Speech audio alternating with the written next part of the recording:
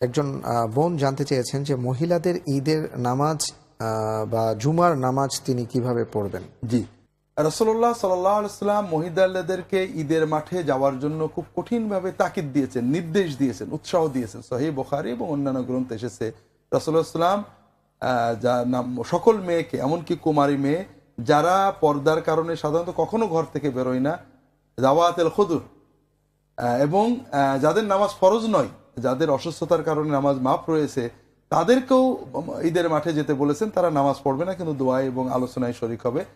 আর যাদের বোরকা নেই তাদেরকে প্রতিবেশী বা বাড়ির অন্য মহিলাদের কাছ থেকে জিলবাব বা বোরকা নিয়ে হলেও ঈদের মাঠে যাওয়ার তাকিদ রাসূলুল্লাহ সাল্লাল্লাহু আলাইহি ওয়াসাল্লাম মহিলাদের দিয়েছেন।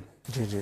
এই জন্য মহিলাদের জন্য এটার মাঠে যাওয়া এটা সুন্নাহ নির্দেশিত ভালো কাজ। তবে এই ভালো কাজ করতে যেয়ে যেন অন্য খারাপ কাজ না হয়ে যায়, অর্থাৎ পর্দা সহ কোনো ফিতনা নেই, ছেলে মেয়ে একসাথে আড্ডা দেওয়ার ভয় নেই, এই পরিবেশে যদি থাকে মেয়েরা, বা মসজিদে মেয়েদের আলাদা ব্যবস্থা আছে, তাহলে মেয়েরা বড় জামাতে ইমামের সাথে ঈদের নামাজ আদায় করবেন।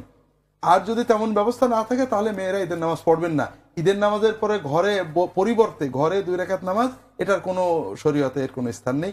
ঈদ মানে জামাতে যেটা হয়, আপনি বাড়িতে নফল নামাজ পড়বেন, সাধারণ অন্য কোনো নামাজ অসুবিধা। আচ্ছা।